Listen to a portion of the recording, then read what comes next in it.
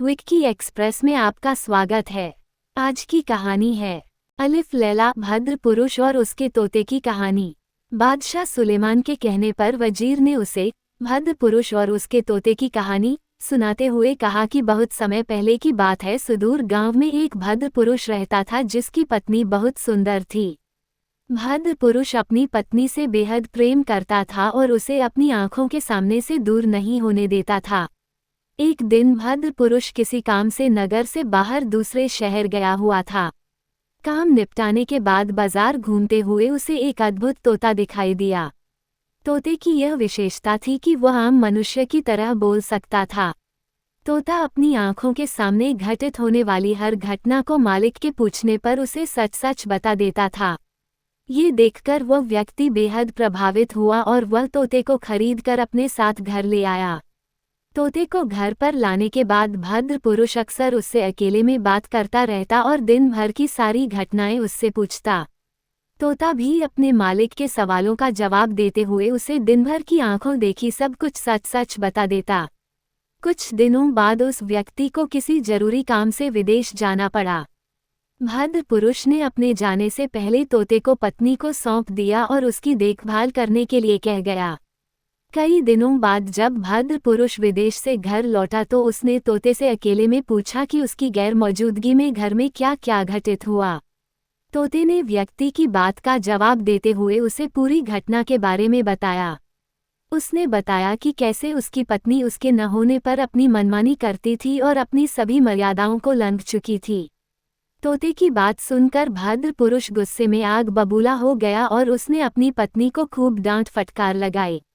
तोते की बताई हर बात सच थी, इसलिए उसकी पत्नी भद्र पुरुष की डांट को चुपचाप सुनती रही।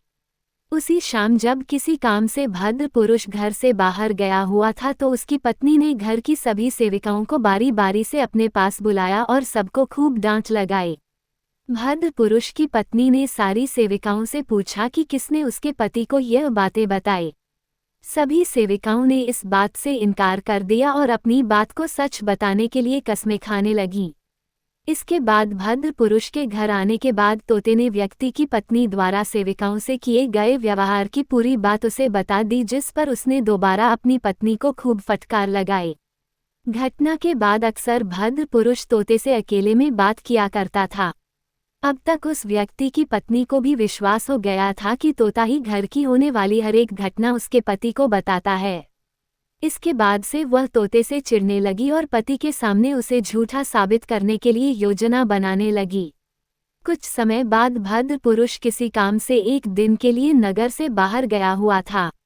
उस रात व्यक्ति की पत्नी ने मौका पाकर अपनी सेविकाओं के साथ मिलकर तोते को फंसाने की योजना बनाई। महिला की आज्ञा पर अंधेरे में घर की एक सेविका रात भर उसके पिंजरे के नीचे चक्की पीसती रही, जबकि दूसरी सेविका तोते पर बारिश की तरह पानी की बूंदें डालती रही। वहीं तीसरी सेविका ने पिंजरे की पिछली तरफ दीपक जला दिया और खुद दर्पण लेकर तोते के सामने खड़ी हो गई। दर्पण पर पड़ने वाला दीपक का प्रकाश रह रहकर तोते की आंखों पर पड़ रहा था। इससे तोते को बिजली चमकने का एहसास हो रहा था। सुबह होते ही सेविकाओं ने तोते के पिंजरे को कपड़े से ढक दिया और वहां से चली गईं। अगले दिन जब भद्र पुरुष घर वापस आया तो उसने तोते को अकेले में ले जाकर पूरी रात का हाल पूछा। भद्र पुरुष के सवाल का तोते ने जवाब दिया कि रात भर बादल गरजते रहे, बारिश होती रही और बिजली चमकती रही। ये सुनकर भद्र पुरुष को लगा कि तोता तो झूठ बोल रहा है, क्योंकि रात को आसमान साफ था और बारिश एक बूंद तक कहीं नहीं पड़ी। भद्र पुरुष ने सोचा कि तोता जरूर झूठ बोल रहा है और पक्का वह पहले भी उसकी पत्नी के बारे में झूठ बोल रहा होगा। तोते को झूठा समझकर गुस्से में व्यक्ति ने तोते को पिंजरे से बाहर निकाला और उसे जोर से जमीन पर पटक कर मार डाला। घटना के बाद भद्र पुरुष और उसकी पत्नी दोबारा खुशी खुशी रहने लगे और वह अपनी पत्नी के ऊपर दोबारा विश्वास करने लगा। वहीं उसकी पत्नी भी तोते के मरने के बाद निश्चित हो गई कि अब उसके पति को उसकी करतूतों के बारे में बताने वाला कोई नहीं है और अब उसे कुछ पता नहीं चल पाएगा। हालांकि उसकी पत्नी का ये फरेब अधिक दिनों तक नहीं चल पाया।